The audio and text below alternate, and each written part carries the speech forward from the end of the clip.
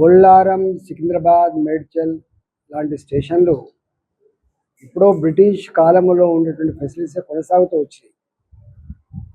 ఎప్పుడు కూడా 5 కోట్లు 10 కోట్లు రిపేర్ల కోసం ఇచ్చి ట్రూత్ పాలిష్ పనులు జరిగినాయి తప్ప పెరుగుతున్న జనాభాకు అనుగుణంగా ఇవాళ మొత్తం ప్రపంచం వేగంగా ముందుకు పోతూ ఉంటే మనం ఇంకా ప్రాచీన పద్ధతిలో ఉండడం మంచిది కాదని నరేంద్ర మోడీ గారు దాదాపు 2,000 కోట్ల రూపాయలతో Nampally railway station, Kacheguda railway station, Secunderabad railway station, అదేవిధంగా మల్కాజిగిరి పార్లమెంటు పరిధిలో ఉండేటువంటి చెర్లపల్లి రైల్వే స్టేషన్ ఇలా అత్యాధునికమైన ఎయిర్పోర్ట్లను తలపించే పద్ధతిలో రైల్వే స్టేషన్ నిర్మాణం కొనసాగుతా ఉంది. ఇవాళ ఈ మేడ్చల్లో కూడా 32 కోట్ల రూపాయలతో అధునాతనమైనటువంటి రైల్వే స్టేషన్ నిర్మాణం జరుగుతూ ఉంది.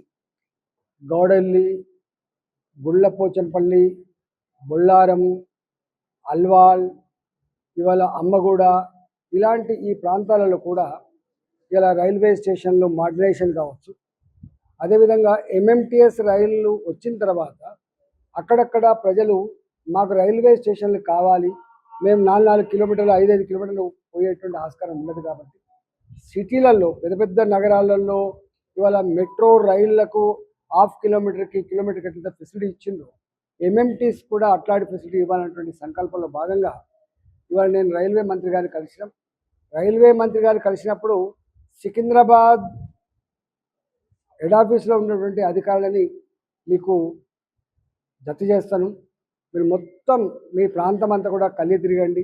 ఎక్కడ కొత్త స్టేషన్లు కావాలి, ఎక్కడ కొత్త రైళ్లు కావాలి, ఎక్కడ అండర్ పాస్లు కావాలి, ఎక్కడ ఓవర్ పాస్లు కావాలి, ఎక్కడ స్టేషన్లు మోడర్నైజ్ చేయాలి, ఇలాంటి అనేక విషయాల మీద వారితో చర్చించినప్పుడు వారు మాకు స్థానికంగా ఉండేటువంటి అధికారులను అప్పచెప్పారు.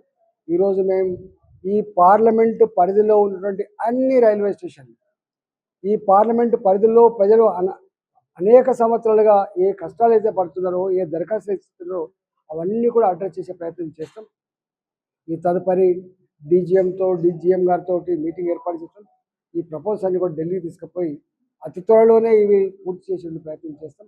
రాష్ట్ర ప్రభుత్వంతో సంపూర్ణంగా కోఆర్డినేట్ చేసుకుంటూ రాష్ట్ర ప్రభుత్వ పరంగా ఏ అడ్రస్ అయితే ఉన్నాయో అడ్రస్ అన్ని కూడా ఎప్పటికప్పుడు ఇరు రాష్ట్ర ప్రభుత్వం కేంద్ర ప్రభుత్వ అధికారులతో సంప్రదింపులు జరుపుకుంటూ ఇవి ముందుకు తీసుకుపోయే ప్రయత్నం చేయబోతా ఉన్నాం.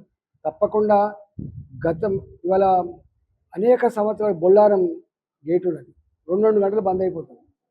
వినాయక నగర్ గేట్ ఉన్నది, 2 గంటలు బంద్ అయిపోతుంది. అంటే చాలా ఇబ్బంది పడుతూ ఉన్నారు. మరి అమ్మగూడ దగ్గర ఒక రైల్వే గేటు బంద్ చేసుకొని అండర్ పాస్ వేసారు. అక్కడ విపరీతంగా ట్రాఫిక్ ఉన్నది, ఇబ్బంది పడుతూ ఉన్నారు. అదేవిధంగా చిన్న అండర్ పాస్లు ఉన్నాయి, వాటిని పెద్దగా చేయాల్సి అక్కడ ఉన్నది, వాటిని డబుల్ లేన్ చేయాల్సి అక్కడ ఉన్నది. ఇలాంటి అనేక ఇష్యూస్ మీద అంటే ఒక్క మాటలో చెప్పాలంటే ఇంకొక 20-30 సంవత్సరాల కాలం పాటు ట్రాఫిక్ పెరిగినప్పటికీ జనాభా పెరిగినప్పటికీ కూడా ఏ పద్ధతిలో రైల్వే డిపార్ట్మెంట్ పరంగా ఫెసిలిటీస్ ఉన్నానో అవన్నీ కూడా చేసే ప్రయత్నం చేస్తాం. మాకు మల్కాజిగిరి పార్లమెంట్లోనే ఇవాళ మాకు రైల్వే ఉంటుంది, మల్కాజిగిరి పార్లమెంట్లోనే రైల్వే ఆస్తులు ఉంటాయి, వర్క్షాపులు ఉంటాయి.